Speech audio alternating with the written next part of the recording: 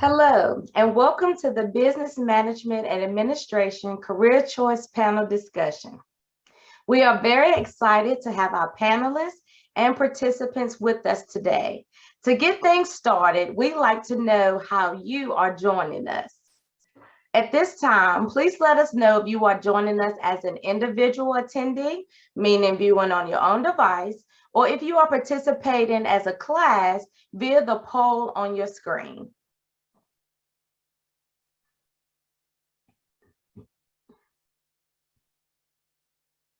All right, we'll give folks a few more seconds to respond.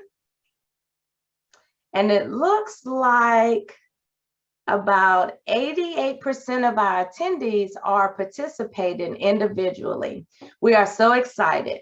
However you are joining us today, we hope you actively participate in the discussion. While you cannot chat with our panelists via the chat feature, you can and you are encouraged to submit questions for the panel or particular panelists via the Q&A feature. Submit your name or class name with your question, and we'll read it along with your submission, or feel free to submit a question anonymously. There will also be a couple of polling questions, like the one we just completed. Please submit your answers properly to have your responses recorded. So now, without any further delay, I'd like to turn things over to the panel's moderator, Mr. Brandon Hennessey with Longwood University, Office of Community and Economic Development, SBDC. Welcome, Brandon. Claudia, thank you so much. Welcome, everyone, this morning. Quick thank you to the Institute for Advanced Learning and Research for hosting this Career Choice Expo. I want to do a quick thank you for that. This is the Business Management and Administration panel. Joining us, we have Amber Carroll, who is with Southside Electric Cooperative. We have Lauren Mathena with Mid-Atlantic Broadband, SOVA Innovation Hub, and Firefly. We have Veronda Osborne joining us from Global Center for Automotive Performance Simulation, and Billie Reynolds, West Main Baptist Church. We are going to start with Amber Carroll, and if you would, Amber, would you introduce yourself to the participants? Good morning, everyone. My name is Amber Carroll. I am the Member Services Supervisor for the Western District, which is in Alta Vista, for Southside Electric Co-op, and I have been working in the utility industry for about 3 years now. It's definitely something interesting. I came from a background of customer service, but in the clothing industry, so very different working in electricity. If you go to the next slide, I have a passion for animal rescue and volunteer work. I actually started a volunteer committee and I'm the chair of that at Southside Electric. Because we're a cooperative, one of our main goals is to give back to the community and serve members. So that group really helps do things for the community. Right now I am in college, in college to get an accounting degree and an accounting master's. So I am working through the company. They are graciously offering some tuition reimbursement with that. So that's one of the great things about working there.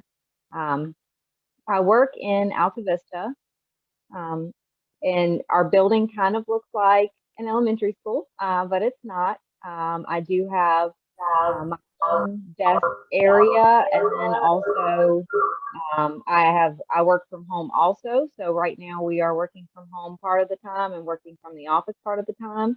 And then as far as what my duties are at Southside Electric, if you could go to the next slide.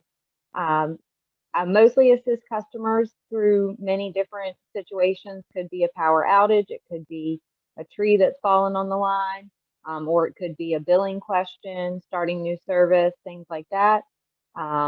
Anyone that calls because they're building a home, we handle setting up their installation, getting all their paperwork done and processing that work. And then we also help troubleshoot electricity and tree management problems, such as someone comes home and they don't have power. The first thing we do is go through to determine if they have an issue on their side or an issue on our side, and send a crew out for that. And then, like I mentioned before, the chairperson of the volunteer committee, and that is something that I am extremely passionate about. Amber, thank you so much. I dare say that you stay pretty busy. Yes, sir. Joining us as well is Lauren Mathena. Lauren, would you introduce yourself, please? Sure, thanks, Brandon. Hi, I am Lauren Mathena, and I am from Danville, and I grew up in Pittsylvania County. So I graduated from George Washington High School way back in 2003. And I was kind of on the college path always. I was just kind of a nerd and really liked school, I guess. And so I was always going away to four-year school, kind of in my plan. And I went to the University of Virginia. And once I got there, I kind of wanted to study everything. But I ended up as a pre-speech language pathology major, which would require me to go to grad school to be a speech language therapist. I kind of pivoted in my senior year and went to school for healthcare administration instead, which the Master of Healthcare Administration is similar to a Master of Business Administration, except we focus on healthcare. And the program I attended at Virginia Commonwealth University is really focused on leadership and change management. So that has kind of carried throughout my career. Today, I'm the Director of Economic Development and Community Engagement at Mid-Atlantic Broadband, which is a nonprofit based in Halifax County. Our office is in downtown South Boston, so it's just about 35-40 minutes from downtown Danville. These are some of the fun things that I get to do. Of course, kind of pre-pandemic there on the top left is a photo of me at a conference where I was learning how to build entrepreneurial ecosystems, which is something that we're trying to do as MBC and the SOVA Innovation Hub, along with Longwood and many others. The bottom left is in the old days as a health administrator, I got involved in the community doing health fairs and kind of being out in the public and bringing people together and kind of making connections is something that has been a theme. The bottom right is a photo of construction of the SOVA Innovation Hub. That's the team at NBC, and we got to get together last summer and check on the progress, which now the building is open.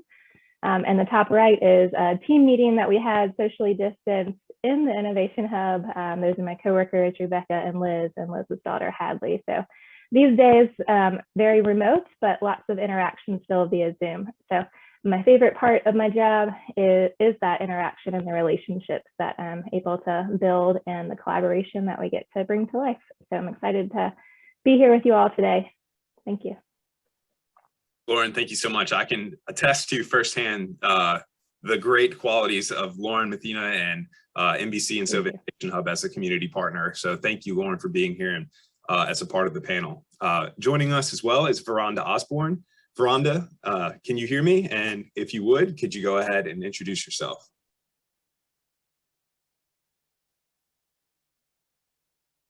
You can press *6 to unmute.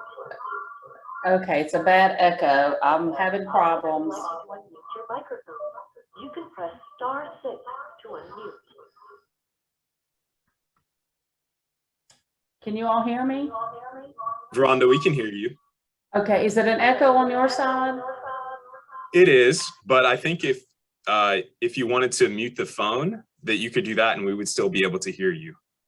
Yeah, I did mute my phone, so I'm not sure what I'm having issues with. I apologize. That's okay.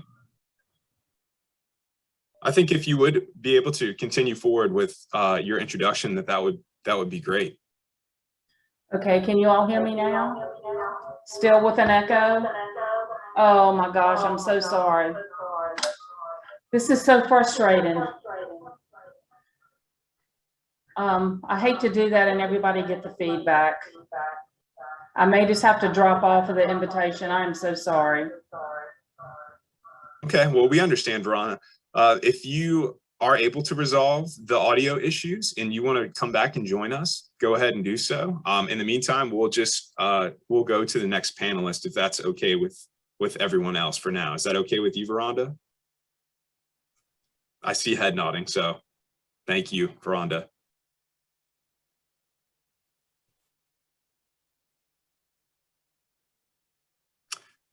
All right, so joining us as well is Billie Jo Reynolds. Billie Jo, can you hear me? I can. Awesome. I'll let you take the reins. Hi, my name is Billie Jo Reynolds, and I am the administrator of West Main Baptist Church. I have worked here for 26 years. I came just after graduation from Danville Community College. I first started as just merely the receptionist. I answered the phones, greeted guests, and did the newsletters and bulletins each week. After 4 years, I became the financial secretary. And then as years passed, I became the administrator. A lot of times I'm called the wealth of the church because I've been here for so long and know actually how everything works. Sometimes that's good and sometimes that's bad. My job is broken down into 3 categories. The financial operations is one. Basically, I handle everything that has to do with finances. I'm a ministerial assistant, and that means I provide support when needed to our 3 pastors or to church members. We have 800 and I think 15 members off the top of my head, so I have a lot of people that I work for. And then I am an organizational administrator. I provide support to the committees and ministry programs and for events that we have. You never know in church days what type of event we may have. We host Project Literacy in the church, so I provide services to them when they need it. We have Music Garden for children that they need in the church. And we also have a preschool that's here, could be 5 days a week. This year it's 4. My daily activities are never the same. Weekly though, I make the deposit from the contributions collected on Sunday. I write all checks and to pay invoices and payroll. I mail contribution statements each quarter. I monitor the church budget. I provide service to the members as needed. I oversee all the benefits for the staff. I monitor the buildings and grounds and schedule service if needed. I order all materials and supplies. I arrange and oversee suppers that we have each Wednesday night. Sometimes we have 140 people. I have different teams that cook those, but I oversee them. I just never know. I have to keep a journal of things that I need to do to make sure I accomplish my goals because I can totally lose track. I may have to fix a DVD player. I may have to fix computer problems. Many companies would call my position human resources. Working at the church may not sound like it's busy, but you never know. Day to day, it's exciting. There's always something going on. We have even found bats in the hallway. And about 2 weeks ago, we had 2 snakes in our fellowship hall. So you never know. Not all jobs we get to play with wildlife. When I was in high school, I wanted to be a nurse. Well, I received my CNA license. I worked in a nursing home a little bit. I decided I didn't like that. I switched majors. I graduated with my associate's degree in applied science. And one of my professors recommended that I apply for this job at West Moon. She was a receptionist at the time, and she wasn't planning to return after the birth of her daughter. I've been here ever since.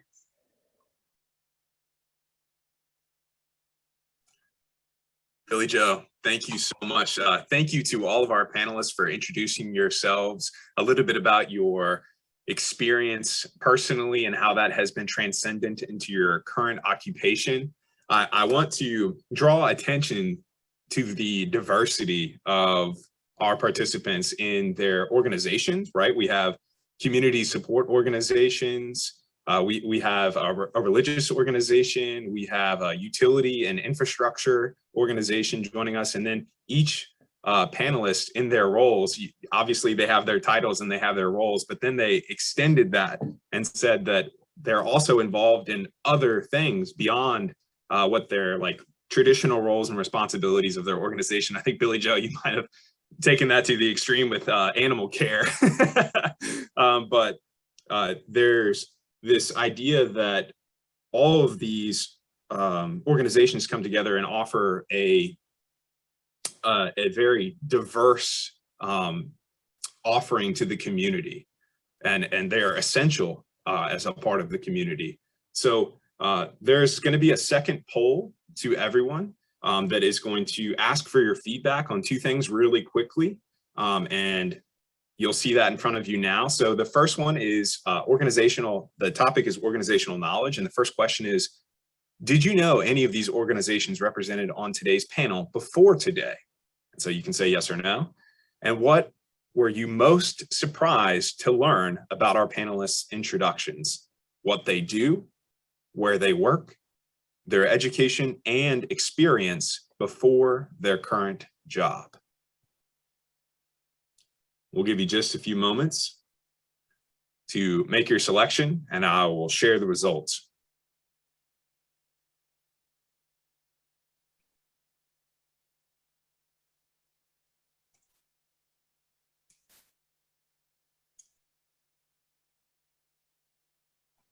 All right, for the first question, did you know any of the organizations represented on today's panel before?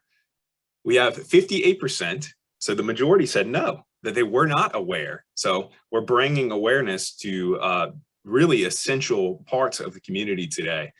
And then two, what were you most surprised to learn about from your panelists? And we have a pretty even split about what they do and their education and experience before their job. Only 8% said where they work they were surprised by, because most of the folks on this call are within our region geographically, so that's probably where that result comes from. But what they do and how that influenced them from their education and past experience, I think that that is really interesting, because what they do and then how they have come to do that based on their formal education or how they have arrived at their current job, and what they do as they're doing it is probably not exactly a linear path, right? I know that Lauren mentioned that she undergraduate speech pathologist and then pivoted into healthcare administration, and then had her master's, and now she does economic development. So it's not exactly always a straight linear path. I myself have an undergraduate degree in art and have a master's in business administration in real estate. So I can attest to that it's not always a linear and single choice path along the way, that sometimes you have to open your eyes and look side to side to see the value of other choices. So the next part of our agenda today is a questions and answering session. There should be some questions. What we basically like to do is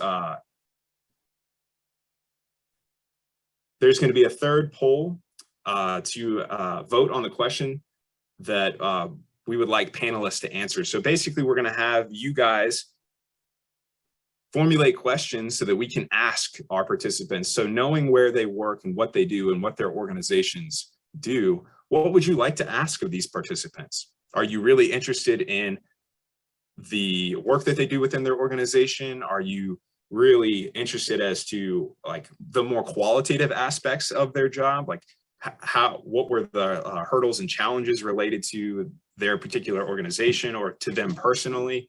So we'll open that up.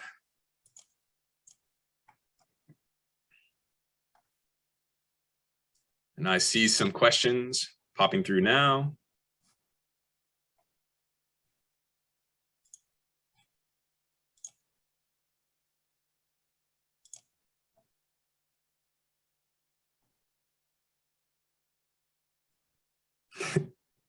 Can you all hear me now? Yes, there is still a loop.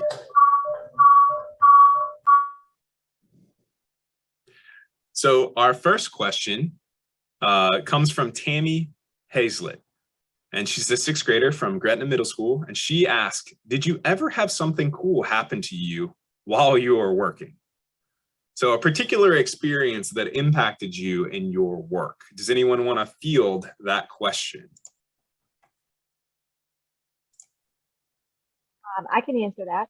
Amber, take it away. So one day, a couple of weeks ago, I got a call about a cat that was on a pole, at the very top of a pole. And one of the linemen was actually able to go up, rescue the cat. Nobody lost power, nobody was hurt, including the cat. And really made the homeowners really happy. And also go Gretna Middle School, because that's where I went. That's awesome. So that's probably not your normal situation, correct, Amber, that you would have to go and do something like that? How recent was that? That was within probably the last month or two. And no, that is not something that normally happens, but it has happened about 3 times in the 3 years I worked in electricity. Okay.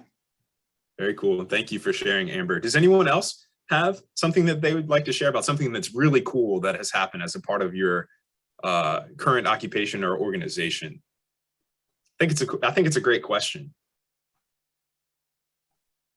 As part of my job with economic development for the region, kind of the orientation was to travel throughout all the different counties and localities. So I think it was maybe my 2nd week of work, I got a call and got to go over to the Martinsville Speedway and sit up in the box. And because it's a tourism attraction, it's a driver of the Martinsville-Henry County economy and surrounding areas. So it's legitimately important to our local economy. But, you know, getting to know about those things is a pretty cool perk of the role that I'm in now. Wow. Yeah, that's awesome. That's really cool. Thank you for sharing, Lauren. We do have some other questions. One of the questions is, I think that this will probably resonate with everyone in this group. What is the hardest part of your job? What is the hardest part of your job? And this question was anonymous.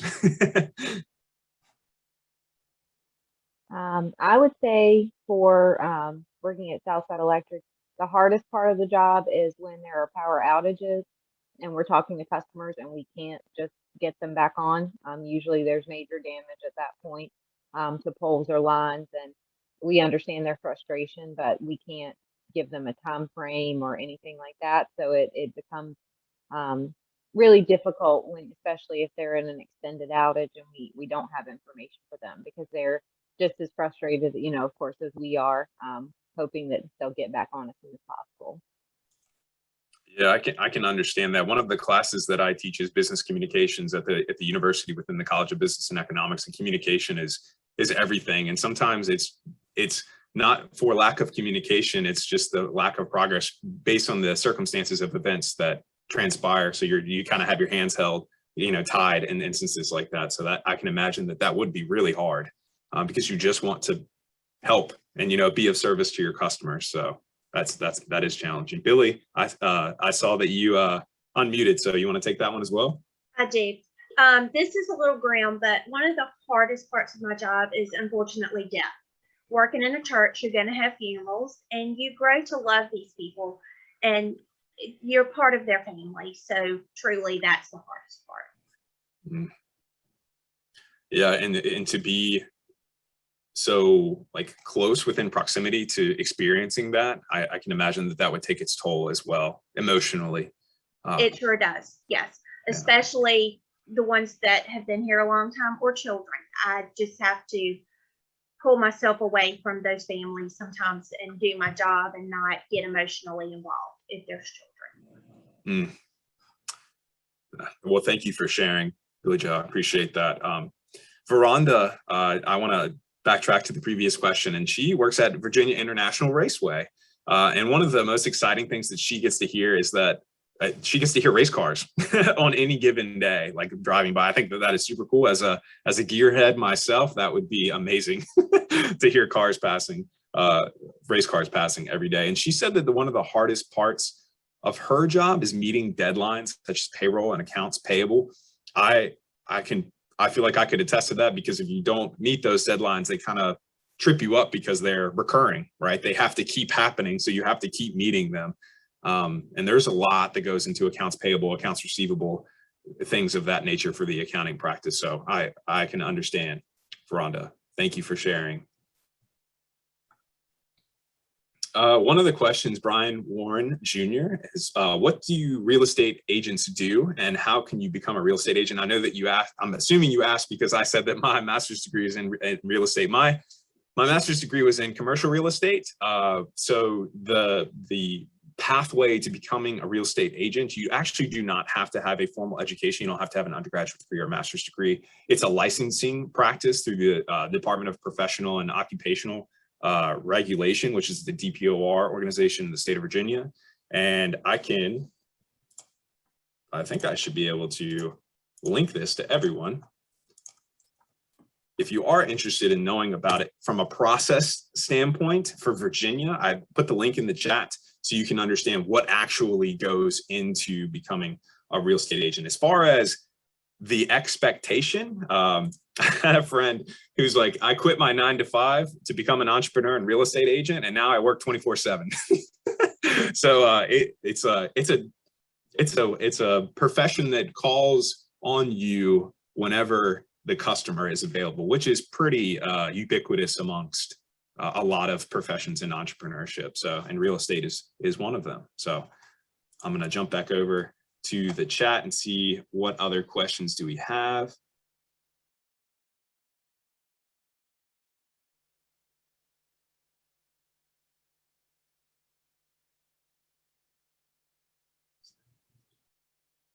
Ethan Joyce is asking, what changes did you have to face when you decided what you wanted to do? I think that is a very deep question. So Ethan, thank you for that question. Like, what changes did you have to face when you decided what you wanted to do?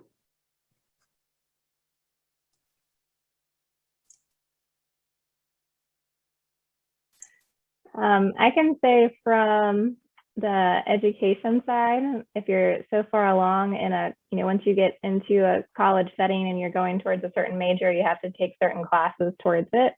And so once I decided I wanted to switch my graduate school path, I had to add in a few business classes that I hadn't taken. So I'd been in the School of Education where I had taken psychology and sociology and basic economics, but even after I was admitted to the Master's of Healthcare Administration program, I needed accounting, which I had never taken. So that was scary to get into something brand new when I kind of felt I had kind of gotten to the end of my college career. So kind of being able to adjust that way. And then I would say from the standpoint of switching jobs, hopefully you'll get yourself into a position where you get to choose between positions. At some point you may want to change your organization or change your field. And so saying goodbye to one opportunity and saying hello to another, I think can take some introspection, and you need to have a strong sense of what your values are and how, because where we work is so much of our days and so much of our time and energy. So I think you have to be aware of that and also have a good support system, people that you can talk to. I've been fortunate to have a lot of peers who we talk to each other about our career progression and kind of mentor each other that way. So thank you for that question. Yeah, thank you for your response. I will say that as someone who went through a similar process from art and into business, that thinking of education as a continual journey and as hitting milestones as you graduate from high school and or college or technical school or licensure or coding programs or whatever it is, think of those as building blocks for your career. Don't think of them as the terminal end. I've done it and that's it. And I'm going to be in this position forever, because that is often not the case. Amber, you want to add to that as well? I was just going to say my path was very similar to everyone else's. I actually started school for corporate finance. I was going to go work on Wall Street. That was my whole plan.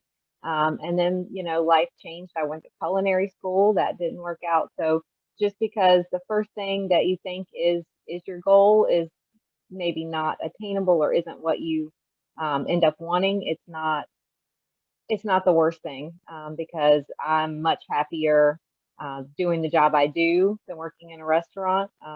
But at the time I was very, very dead set on, I'm going to work on Wall Street. No, I'm going to be a chef. No, I'm going to do this. So it took quite some time to figure out what my path in life was.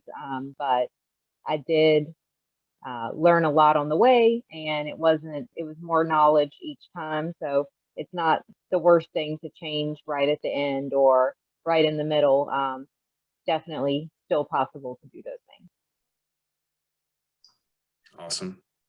I would say probably 8 out of 10 people that I know have not worked in their careers with what they studied in school. Everybody has made a change, and as you grow, you're going to learn more about yourself and know exactly what makes you happy and what you might, totally switch up. With me thinking about starting in nursing now, I'm really glad I didn't pursue that. But some people love it and that's their passion, and that's okay. But I enjoy my people, and I enjoy the financial world of helping, the church with that. So, changing is not the end of the world. Like we have all said, we've all done it. Thank you, Billie Joe, Amber, and Lauren for commenting on that. I couldn't agree more. I think that each one of you talked about openness and vulnerability and reflection. As you are growing, it's okay if things change. If that is, you've placed intention on a particular pathway, but you see an opportunity, or you see that you're trying to balance the monetary gain of a particular career choice versus family life versus your quality time.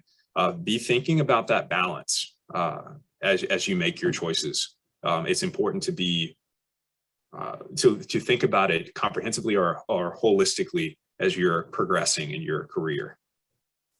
Veronda says that she's always enjoyed math since high school. It made sense for me to continue in the accounting field. So her path was like, she kind of said it, and she kind of always had an idea that math was a skill set and something that she really wanted to foster and develop in relation to her career. So she did have a relatively definitive path, and it has worked for her, and she is happy. So I guess we should collectively say that, no choice is necessarily wrong, as long as you can come back and say that I have made that choice and I'm happy. She also says she's married and raised a family before attending college, and she graduated from Averett University at the age of 50. So a different timeline as well in terms of when education was approached. That is a great idea if you feel like you're not at the, I guess, time and place to make that happen, but you feel like that your eventual goal is to get into a particular profession. Then how can you make those steps incremental to get there? I'm gonna reflect back to chat and questions.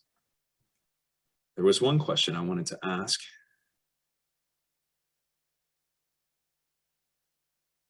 This is probably a little bit more of a subjective question, but Barrett Eisner from the 7th grade of Bonner Middle School: is it hard to manage businesses, especially if they are popular companies, like big companies? Is it difficult? Is it hard? Can anyone share their experiences on that, or how they've overcome it?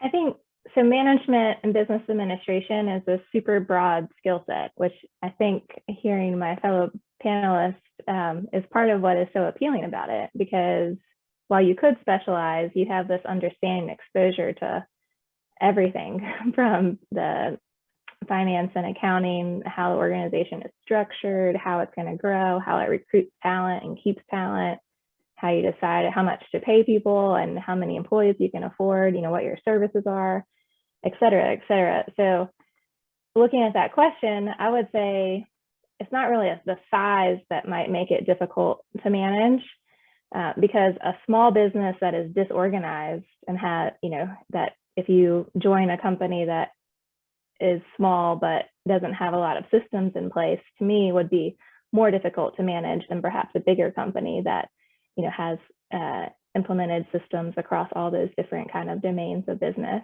That's kind of my thoughts on it, but it is a challenging field, so that's what makes it fun. Awesome. Lauren, thank you for that perspective. You all are coming up with some amazing questions. I'm in the process of filtering these questions in chat, but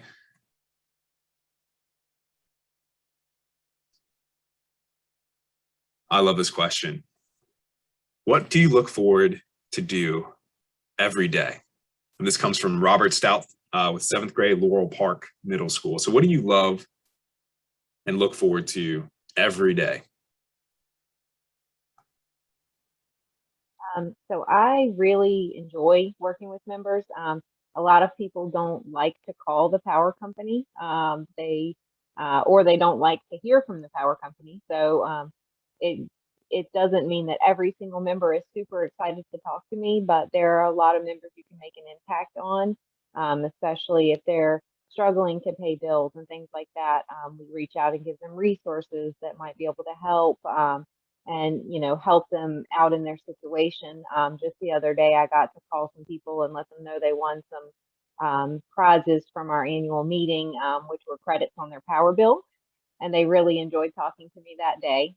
But I really enjoy coming in and assisting members every day.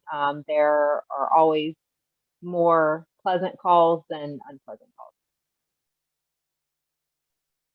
I'm the same. I enjoy my members. I enjoy the people that come in off the street. I enjoy the children in our preschool. Hearing those squeals down the hallway is just absolute pleasure to me. I would echo that. I mean, it's the people that you work with.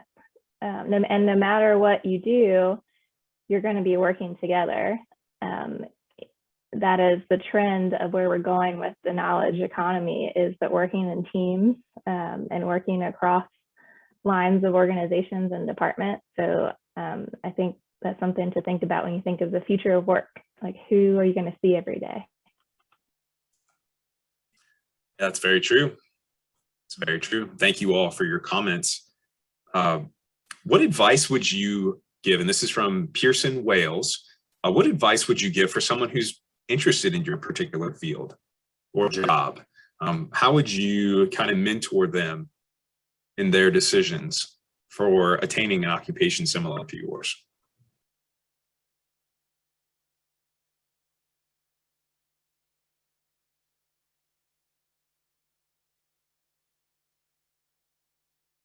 All right, I'm going to answer this because I know Pearson. I would say go to school, do well, stay out of trouble, because if you're going to work at a church, you can't be in trouble.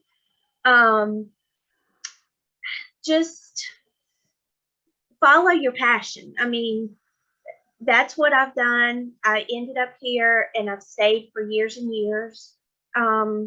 It's just find what you love and follow it.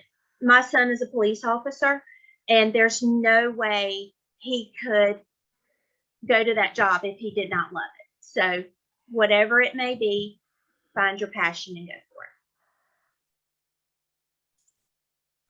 it. Yeah, I love that that is your advice, Billie Jo, because that's kind of like your internal compass as you make your decisions and accumulate your education or diversify your experiences by traveling abroad and learning from things culturally that all of those things potentially influence and impact you on your decision-making process.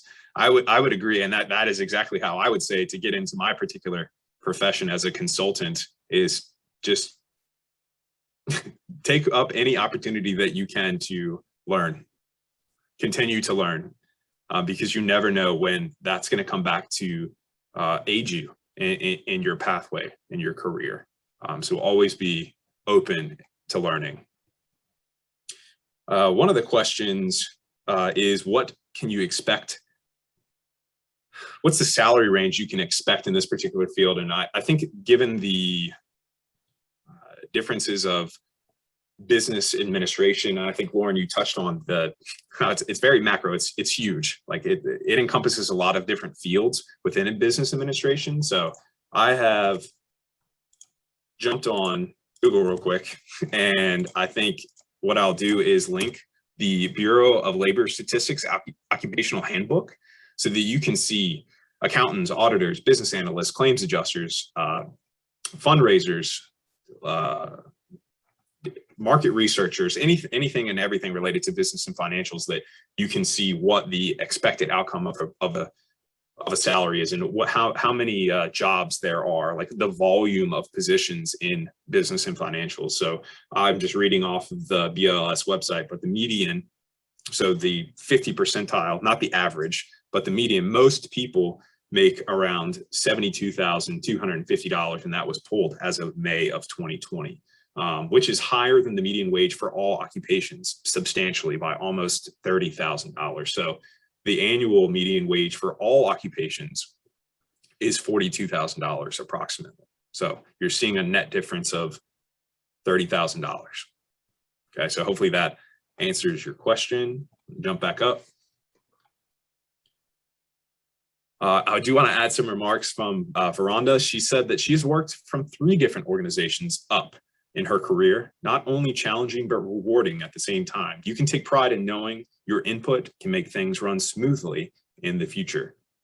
And she said that she most looks forward to the interaction between employees and customers. You may not realize it at the time, but interaction is learning new ideas and skills. Yeah, approaching those conversations not as an opportunity to just meet the customer's need, but to learn and reflect and change things organizationally, potentially, if it's of benefit to the organization. I think that's a great comment, Veronda. Oh, this is. Go ahead, Lauren. I was just thinking on, there's opportunities to align some of your extracurriculars to get exposure to business administration. Like if you're a part of the Spanish club and they have a treasurer, you can learn about budgeting for your club through that. So there's some ways to kind of get a little bit of experience to see what different skill sets are like. And it also makes me think about Teamship, which is a great program that's available through the Institute, where you're going to learn these skills that you need in business about collaboration and problem solving kind of mindset. And so it just came to mind like, like Teamship would be the greatest thing for students interested in business administration. So. Yeah, I agree. I appreciate that. I've linked that in the chat as well for everyone to take a peek at, which is another one of the programs that is hosted by the Institute that you guys can be a part of. So thank you, Lauren, for mentioning that. Let's go back and take a look at some other questions. We're gonna field one more question, and this is kind of this is maybe a hard question to end on, but I think it's important to realize: how has COVID or the pandemic affected your line of work? I can talk a lot about that. So for us as a utility, a lot of people obviously lost their jobs.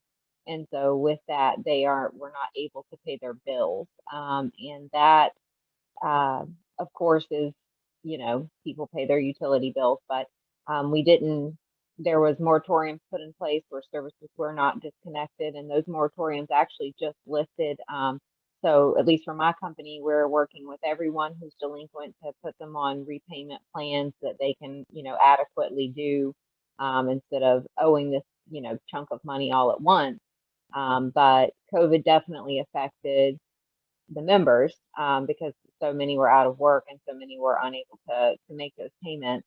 And then as far as our actual company, a lot of policies and procedures were put into place, a lot of different changes. We actually went to work from home for the first time. That hasn't been done with Southside Electric really ever.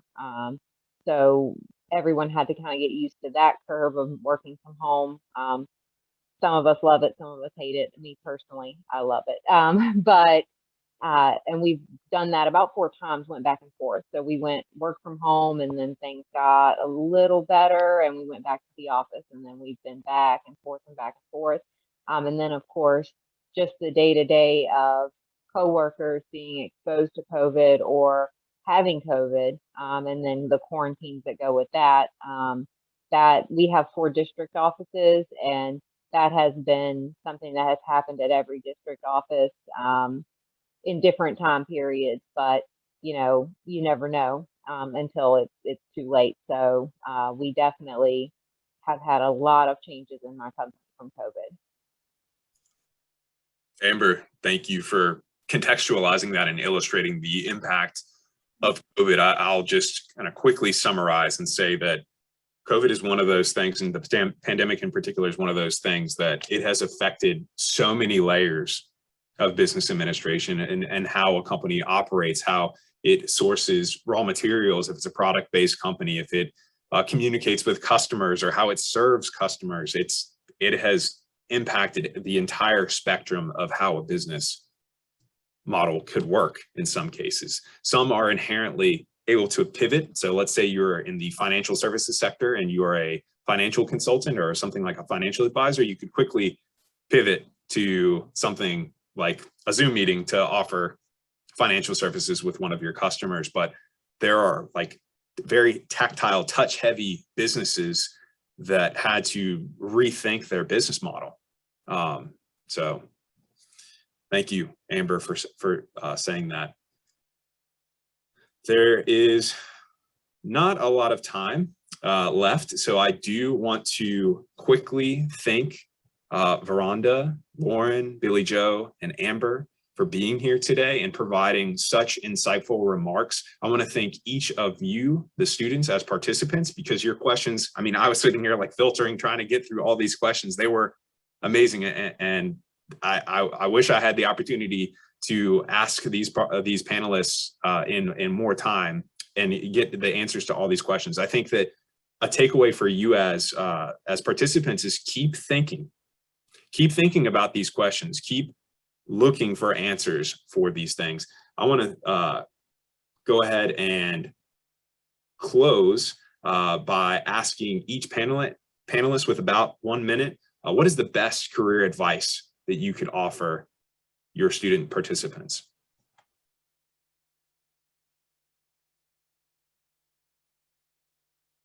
I know that's a difficult question.